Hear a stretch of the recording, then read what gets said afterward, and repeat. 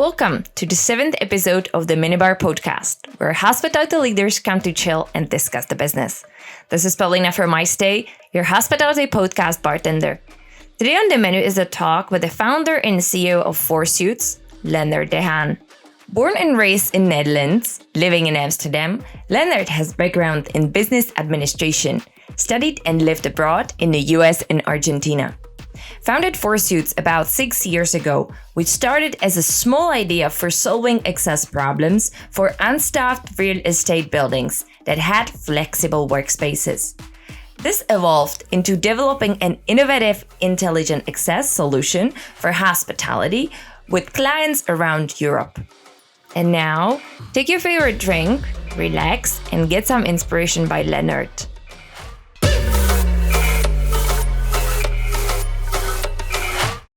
So, hello, Lennart. Welcome to our podcast. Thank you for having me. Well, you're more than welcome. I have prepared questions for you. And the first one is, what does digitalization means for you? Wow, that's a really good question, actually. We're talking about digitalization all the time, right? All the time. All the time. When we explain our products, when we explain what we do to people on a party or something like that, we're talking about digitalization. So what it means to me is that more and more people are doing things that are connected. So let's say whether it's connected by their phone or by the internet in some way, I would say that all those aspects are combined with digitalization, where things are getting automated because they're getting connected. I think actually automation is a result of the digitalization. But I mean, what makes it confusing, especially if we look at our products and what we offer at Four Suites, is that many people call their products or at least promote their products as if they are adding up to digitalization. But in my perspective, many of them are missing a very essential component, which is, for me at least, having connection to internet.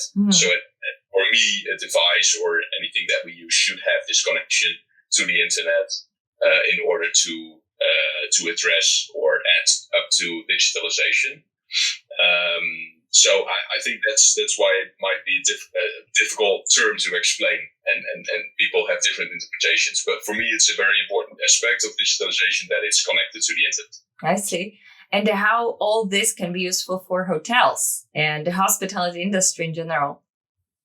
Right. So mainly, I think it comes down to two pillars. So one is on the guest side. So if you are digitalization, all the benefits for a guest being able to arrange things, let's say, to make it concrete from their phone. Sure, there's no need for any manual actions or communication directly with people if not needed. So they can basically arrange it directly from their phone. This can have many benefits for many travelers, many guests. Then on the other side, you have the benefits from a hotel perspective, right, of digitalization, which, like I mentioned, one of the causes is automation, for example. And automation, in many cases, for hotels means having less costs. So needing less employees maybe to do things. So because of digitalization, hotels are now able to improve their efficiency and cut down on costs. So I think there's two sides that digitalization makes sure that through digitalization, they can reap the benefits of those two pillars. Impressive. Well, as we know that you're in the key industry with Four Suits, very revolutionary IoT key locks, which means no app possibility of opening the doors. The question is, what are the current key technologies at the market that are still used in the hotels? It can be old school, but in general, how is the key market in the hotels? Right. So there's been quite an evolution when it comes to access in hotels. Of course, this has always been started with having a physical key, a cylinder lock, where you still have many of those hotels, right, where they check in and they give you a physical key with a very big thing on there, so you don't lose it on the streets. So this is probably maybe the oldest access method in the hotel. This has developed through to the punch cards. Maybe I honestly I never checked in a hotel where they still had them because of my generation, I guess, and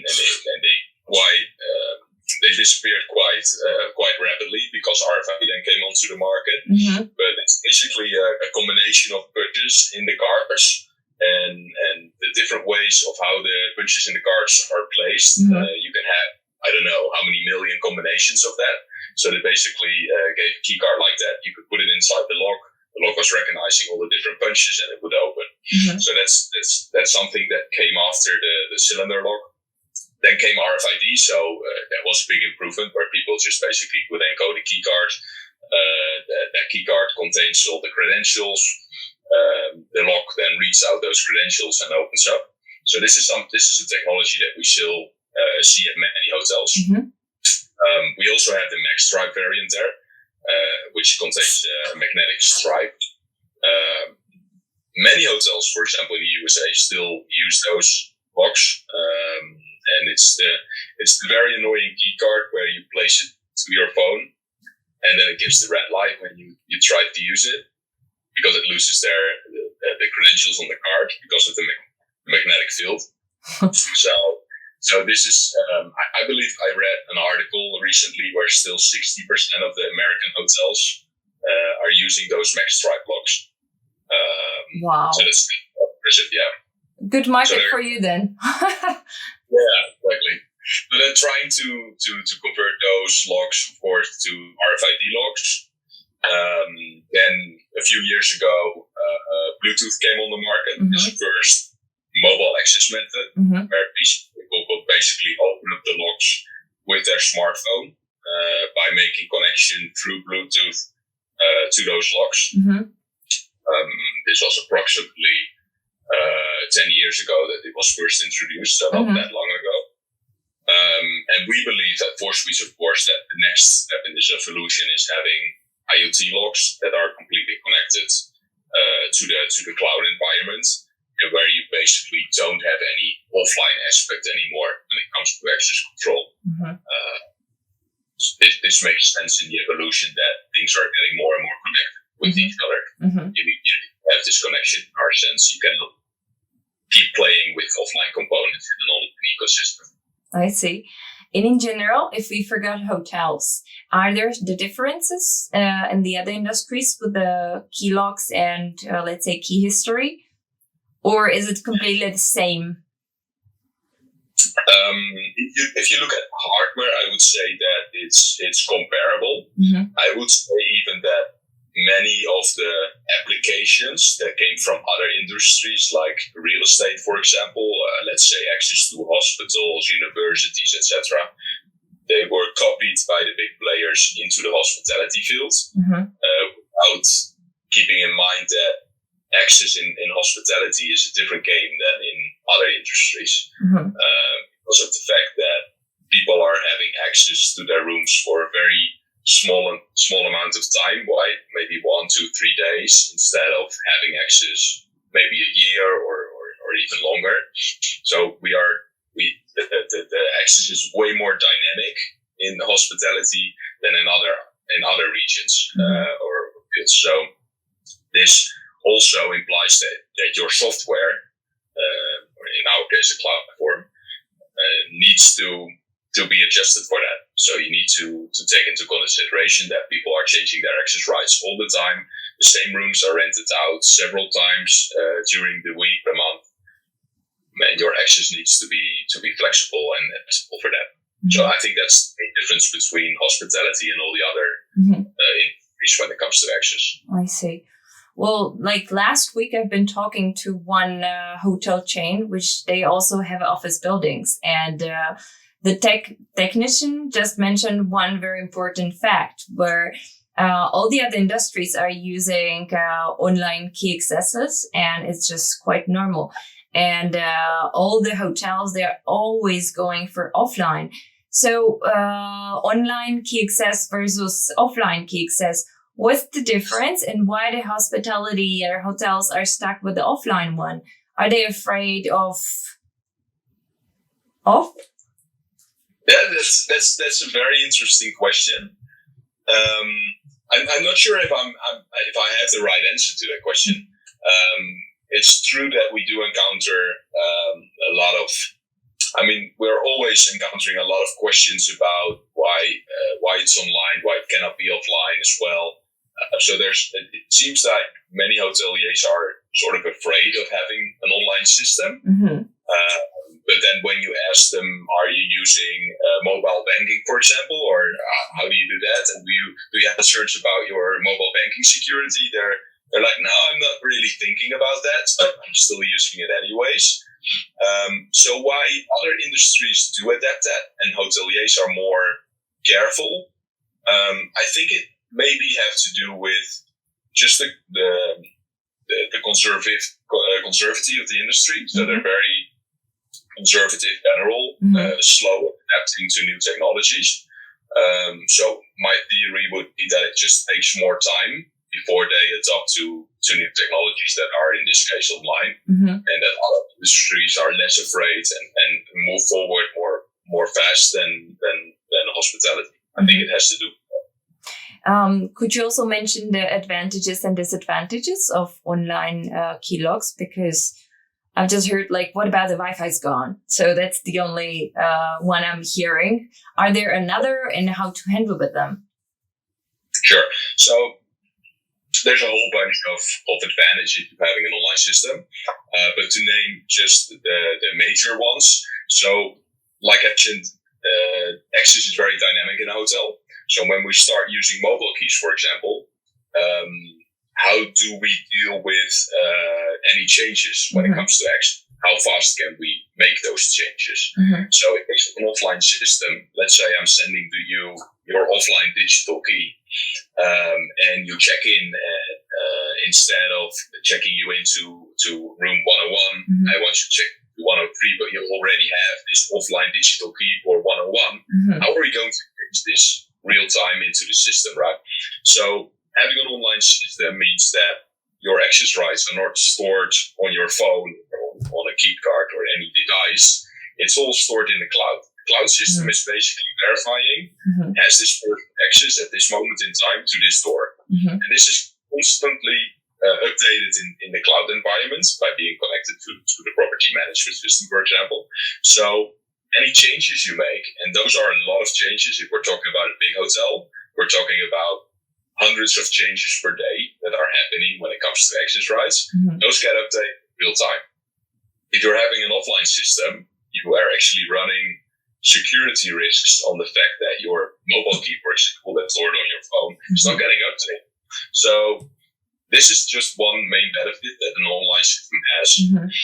And in general, having your logs online means that you can see what's going on real time. So you know, okay, who's opening what door. Instead of going to the log and have a device plugged into the log to read out all the access logs, you can just open up our cloud dashboard and see all the access rights, access logs in real time. So you can see real time and monitor real time what's going on with the logs and the access rights and access logs of people. And we can read out many more things from the logs. We can see, okay, as a guest engaged the night log, for example, they switch it on. Why not connect that to housekeeping and let housekeeping skip the doors where the night log has been engaged, right? So then we're talking about improving the guest journey there. So these are little details, but it's eventually all those little details that add up. And we can connect those into the complete ecosystem. Having an offline system, there's just no chance you're going to even measure those things or even act on those. You have no clue. Indeed. I thought about this anyway. That actually brings me to a question. What do you think is the right guest journey in the hotels? When you mentioned that in offline one, it's not that clear and soft. So what for you and in your perspective, what is the right one? I don't think it's one specific guest journey that's the right one, but I would say from the guest perspective, the right guest journey is the most flexible guest journey. So me as a guest, I'm able to choose how I want to stay at the hotel and which methods and which tools and which communication I want with the hotel, and having that flexibility. So I don't want to be forced to go into a certain way. I don't want to be forced to get to the check-in counter to talk with the receptionist and get my passport and they type in the details. I don't want to do that. I want to have flexibility to do the online check-in, get my digital keys and go to my room. But then again, there might be people that do enjoy that experience, or they want a check-in kiosk, for example, and they'd be able to use that as well. So I don't think it's one specific journey. There should be flexibility. This podcast is brought by MyStay, the contactless solution for check-in, check-out payments, e-keys, and service upsell for hotels, hostels, and all other travel accommodations. If you want to know tips, tricks, and absolute musts for the post-COVID hotel opening, connect with me on LinkedIn or send me an email. I will share with you our opening kit, which we put together with our partners, especially for you. It focuses on how to win back the trust of your guest and how to get back your revenue as soon as possible. In the opening kit, also await for you discounts and free product options.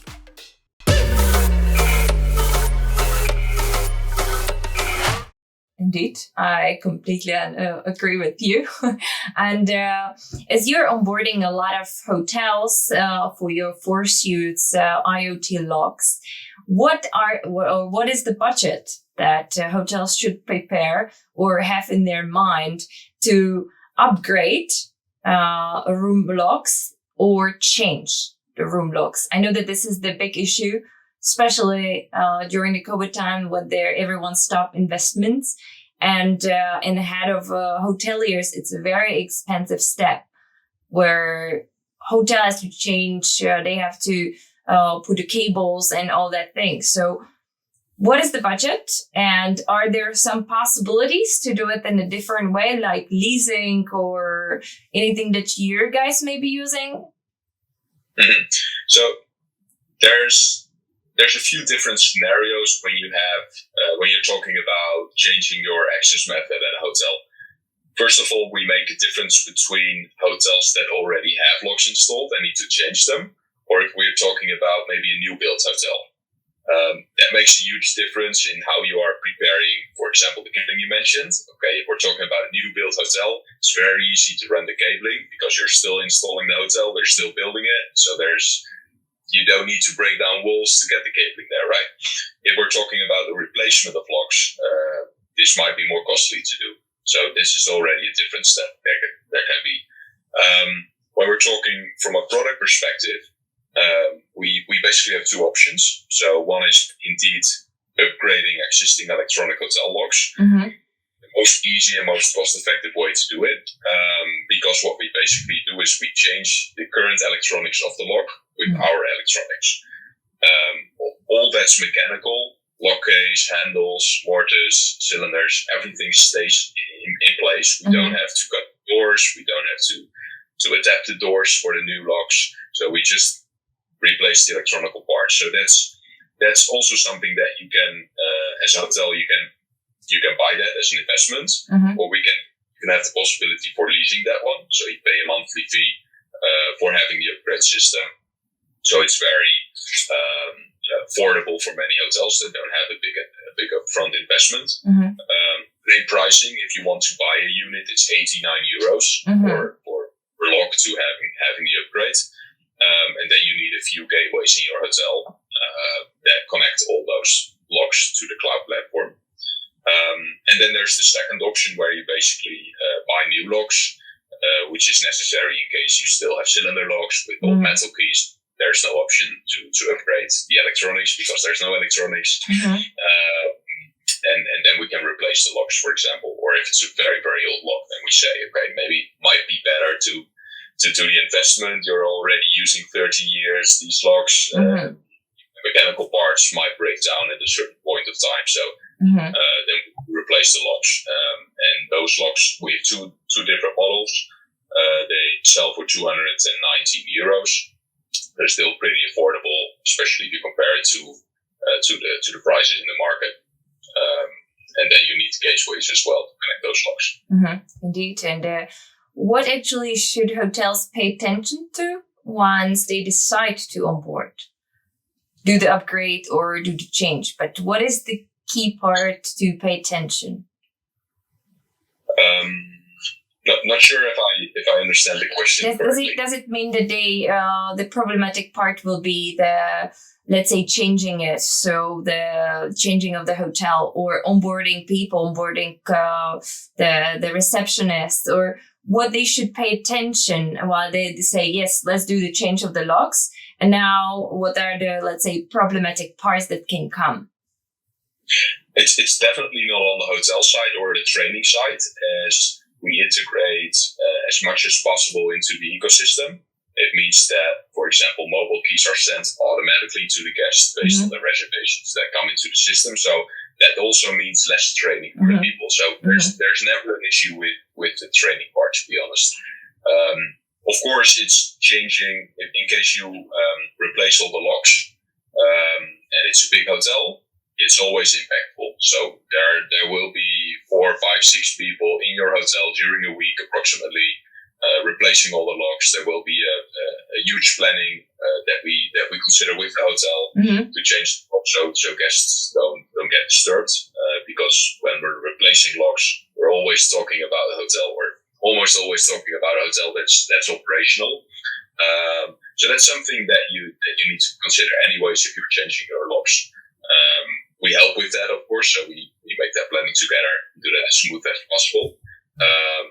But that's something that hoteliers sometimes overlook. It's not replacing a software tool or PMS. It's a physical thing.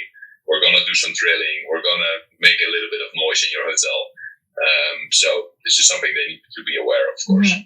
And when you're mentioning the property management system, are there also differences between property management systems and the usage of the modern online keys like yours?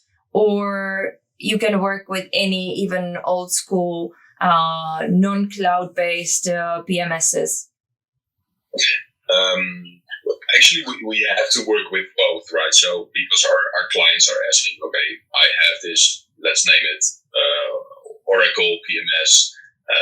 It's might not be the most innovative PMS they're using, but they still want us to connect to it. So what we do for the more legacy systems, we have connections with middleware applications, for example, with Happy, it's one of them, that connect then to those PMS, so we can have a live connection with those legacy systems. The advantage of all 4 suites in that sense is that we need very little data from the PMS. We basically need to know who's the guest, where and when is he staying, and when is he checking out. So where and when, basically. If we can retrieve that data real time from the PMS, we're good to go. Indeed. Okay, so that just sounds easy, not like obstacle. And if you consider your clients, who are them? Are there more boutique hotels, apartment hotels, huge conference hotels? Who are they? It's very difficult for us to say that we have a typical client because we have all of them. And we all have different guest journeys. They all have different sizes and they all use the system in a different way, which is great to see. I like that. So we indeed have the small boutique hotels that are stockless. They have the check-in kiosks. They have our mobile keys. During the day and during the night, there's no one available just in case of emergency. So we have those clients. Then we have the larger, let's say, ski resorts in Austria that really make use of the mobile keys for adding something to the guest experience. So they don't care that much about cutting costs or having everything automated. They just want to have a better experience for their guests. So that's an application. We even have that's actually how we started a real estate location where people are basically they're offices and apartments in one building. So they make use of the different and flexibility of access rights that we have in our platform. So we even have applications like that.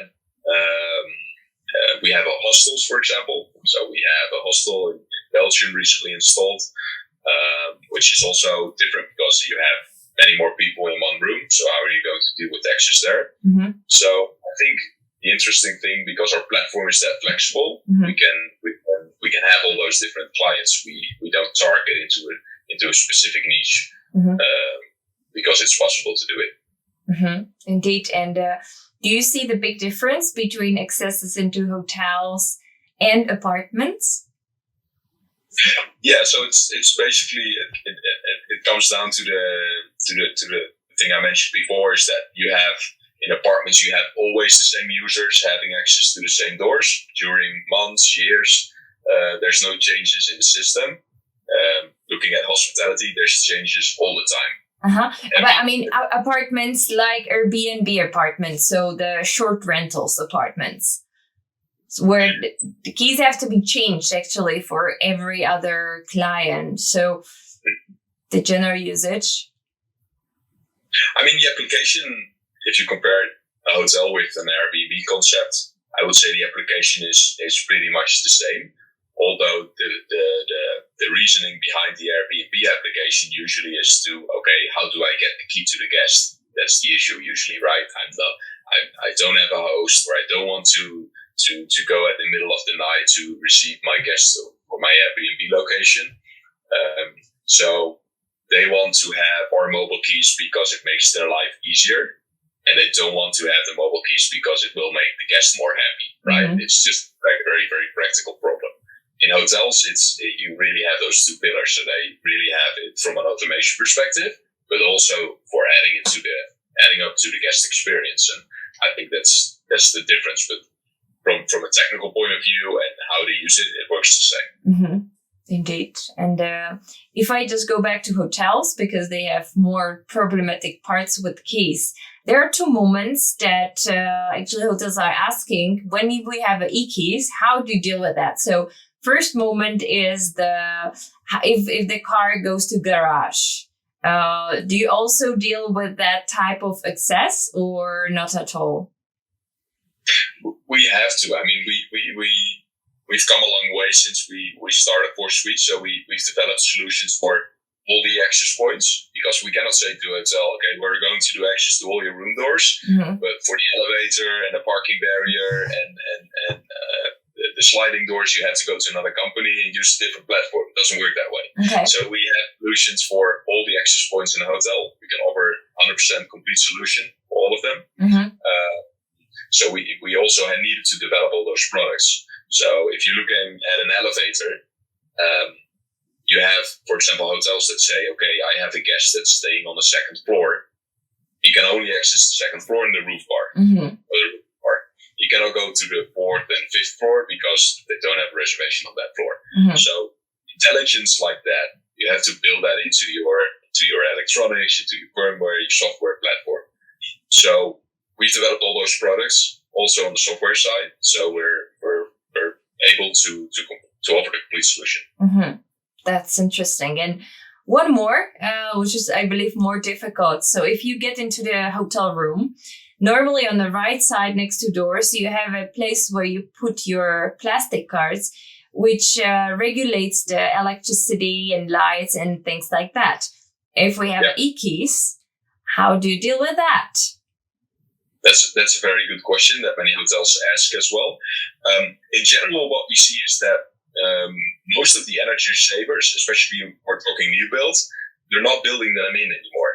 There is the trend going towards buttons, simple buttons where people can do the lighting with, and many energy savers are not that intelligent. I mean, you surely have the experience where you can just basically put in your bank card or whatever other card that fits in there, and it will work. It will work as well. There's very few systems that have actually the intelligence to see, okay, this is a hotel room key card. It's valid right now, and then it will activate the electricity. So a very practical way how we solve that, we just place a simple card in the room that basically just for the energy saver in case it's still in place.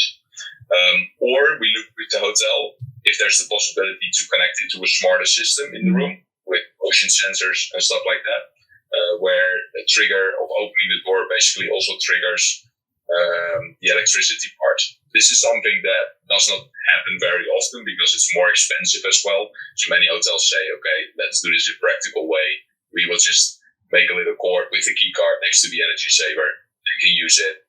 We communicate to the guests that it's not the intention to let the energy saver running all the day, even if you're not there. And that works very well for them, to be honest. Okay. So it's more about communication and simple solutions, I guess. Yeah, it's like with the towels, right? You always see the message, please, if you want to use your towel again, don't place them on the floor. If not, we will replace them and it will not be good for the environment. This is basically the same way. So targeting towards the responsibility of the hotel guests themselves. Indeed. And if I consider all that, could you explain how is the guest journey or the great guest journey with fursuits? Because we haven't explained to listeners how actually you do so. Where do you get the fursuits? Do you have to download the app? If you want to get into the, for example, elevator, second floor, what do you do? And so on. Very, very good question. Because we're talking about the access now for 30 minutes, but maybe nobody understands what we're actually doing. Sorry to you guys if you didn't understand what we mean. Exactly. So maybe good to start, like, if you look at the current, let's say, digital guest journeys, many aspects are already digital in hotels. So many hotels that have had a look into innovation, into digitalization. They have an online check-in. They have a cloud-based PMS, which means that guests can already do the check-in online themselves via, for example, your app, or they can do it at home. People then, in most cases, still need to go to the front desk to get the key card, because that has been the hurdle in the whole digitalization process. And during their stay, again, for example, via your app, again, use all the other functionalities like communication, upselling, arranging things that they will need during their stay. And then they can do the checkout as well online and give the key card back, which is, again, an offline component. So this is the guest journey if you have it semi-online, so to say. So the big hurdle has always been, okay, how do we make the access part as well an integrated online experience instead of blocking everything, having people to download an app, for example, for their mobile keys. And we see that only 3% of the people are actually doing that. So we lose all the other digital components that come after that step. So if people are not going to download your hotel app because they think it's too much hassle to do for 2 or 3 nights stay, you will also lose them on the upselling after in the app. You will lose them communication, basically on all the other parts that come after the check-in. What we do different for suites is that we say, okay, we want to take away that hurdle. So what technology do we need, or how does our technology needs to perform in order to be able to take away that hurdle? So we decide, okay, in order to take that away, our system needs to be online, because if it's online, we can use different access methods for guests, like web applications, sending a key through WhatsApp or Facebook Messenger, or integrating it into web applications that people do use. Then we have a way higher conversion of people using the digital services, which will mean that all the other aspects of the digital journey will be used more as well. So this is basically what we do at 4Suites. We also stay away from, okay, we sell locks. We don't sell locks. People in hotels don't care about locks. They're very boring. Nobody wants to talk about hotel locks. And what's important is what can I do with the lock? How does it integrate into my journey? And how can I make advantage of the fact that people are using the digital key and all the other aspects after that they're way more interesting for the hotel eventually. So that's when we have first talk with a new prospect, with a new hotel, that wants to have more information about our system, we don't start talking about logs. We start talking about what's your guest journey? How do you want the guests to move around your hotel? What can the guests do in your hotel? What upselling do you want to do with the guests, etc.? How do you want to communicate with your guests? And then maybe at the last phase of the conversation, we will talk about the practical solutions that you need in order to have that guest journey operational. But that's a different perspective, I guess. We're more software focused in that sense. Consider ourselves a software company because we look at it from that perspective and not from, okay, I'm a hardware company, I sell logs, these are the logs that I have, and then you start the other way around, and that's where it goes wrong as well in many cases. So from the guest perspective, for example, when you're connected to MyStay, everything is done through us. We send the email, and then there is the link that only brings the guest to the visuals of the hotel. When there is only button, you can press it from anywhere, and then the proper or the doors or something else just open. So that's why that was actually reason why I really fell in love with Suits. Where was it? It was 4 or 5 years ago when we first met, Lennart. When was it? That was quite a long time ago, I believe. I think we had just started maybe a year or a year and a half, so it was very early stage. I think you were around a little bit longer already. I think it was one of the fairs or the exhibitions, right?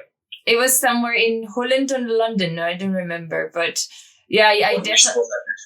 Yeah. Since the day one, I really fell in love with the concept of the keys with no upload or download of the mobile application, because this is where MyStay, let's say, failed when we have been doing mobile apps for hotels, and the usage was good, but the downloads were so rare. So at the end, it's the best to go for web. 1 click here, 1 click there, and then you have all the guest journey done. So yeah, that was actually the part that I really loved about your project straight away. And how was that switch for you from going to native to a web-based solution, and what's the difference that you saw happening there for hotels? Well, first of all, it was the best decision of my stay life. That's for sure. It was, of course, painful to convince hotels that it will be the best way, but actually everyone from current customers agreed. And well, it was just about coding, putting it into the web app, and then just one day switch it to web. And since the day one, there was a conversion rate of the guests, 75-80% of usage from the previous fund, 5, 1, 8. 8 was too much for downloading the app. Usage was high once they downloaded, and the return of investment somehow came back. But you don't want to have something that is used by 2% of guests or 8% of guests. So that's why I was very skeptical about downloading another app. And then you came and said, no, just click on link and it will be in colors of the hotel. It will be in MyStay. I was like, interesting. So happy to know that this way really works. And what I've been also thinking about is the KPIs. So if the hotels decide to change the locks, what they should actually check as the numbers or the outcomes from the changing of the locks? Some KPIs to share? I mean, we can see results from day one when we're live. What's important is that all the aspects of the journey are in place. We have PMS connection, or we have the integration into your app, for example, which helps conversion even more. So we have our standalone web app solution, but we see that if we have integrated with a third-party web supplier like yourself, that even more boosts the conversion rate, because guests are already in this web app environment. They don't have to switch to another one or even open WhatsApp or whatever for their key. So it's already in there. I mean, the percentages go through the roof. We had a recent hotel, a large hotel, 200 plus rooms in Germany that opened up a few weeks ago.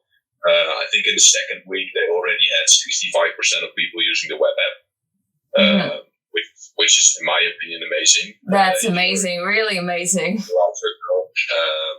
And the good thing is we monitor this very, very closely. So we can see the percentages in real time of the people using the web app, people using the key cards, people maybe even using the native app, because we can still have this possibility of using a native app if people want that. So we can monitor all those percentages and periodically talk to the hotel and say, okay, you're at 40%. We see comparable hotels that are 60%. How do we get you as well to the 60%?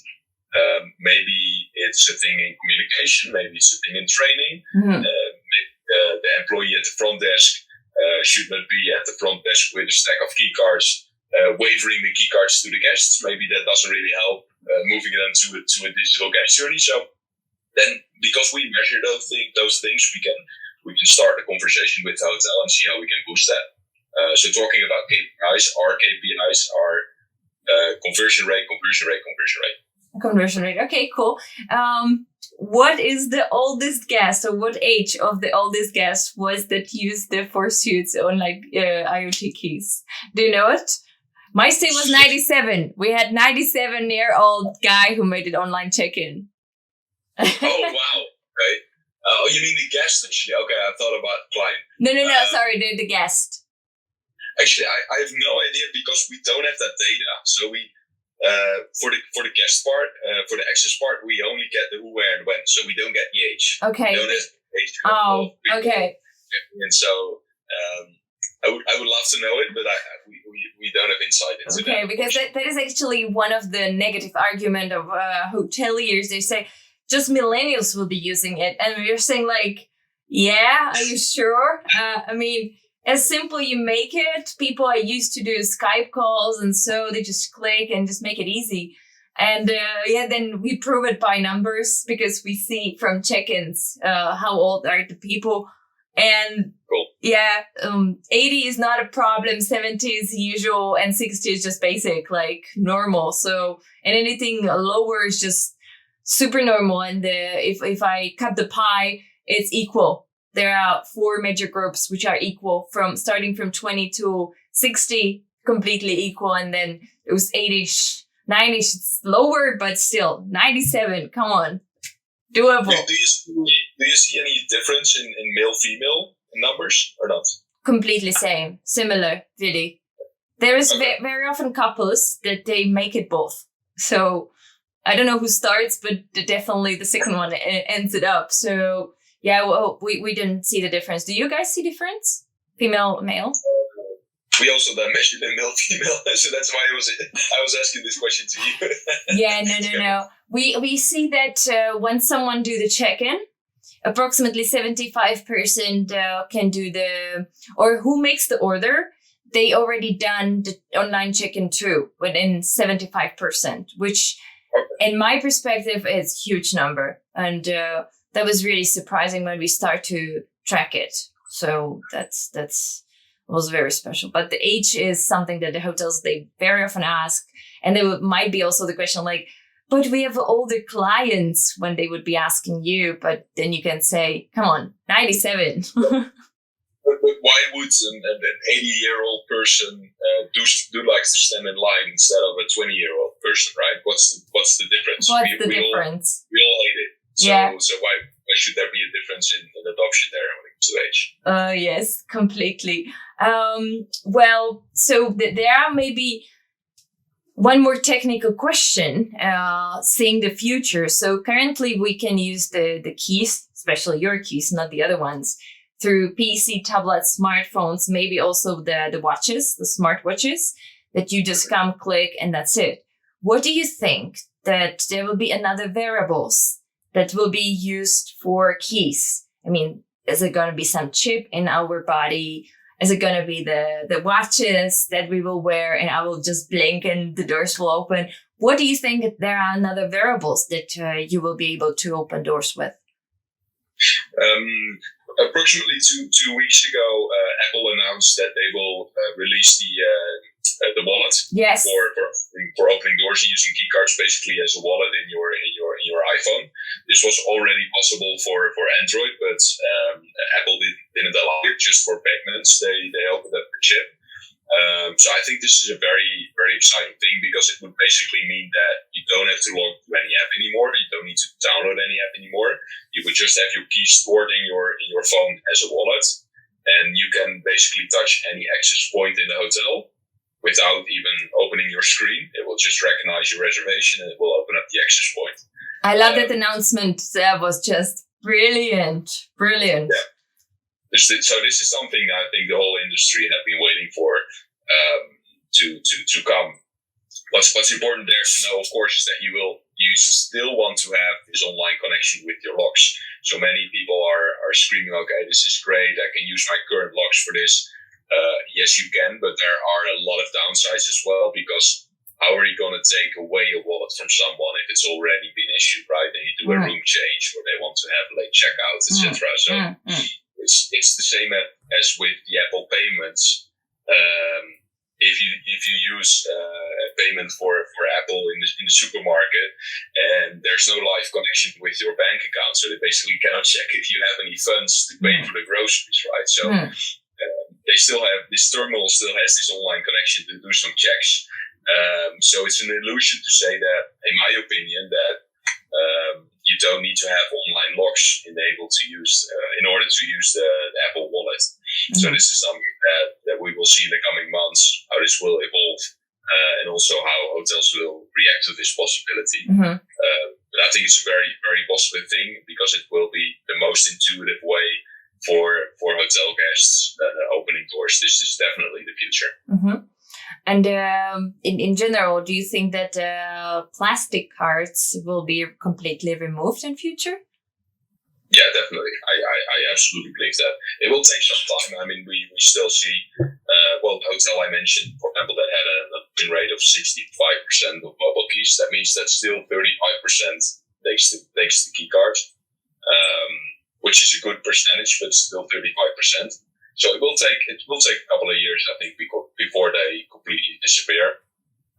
But it will happen. I mean, it's the same with payments, for example. Many people use their phones already to do payments, but there's a lot of people that either pay in cash money or their bank cards, although contactless now, but they still use their bank cards to do payments. So it's a similar adoption there, I think.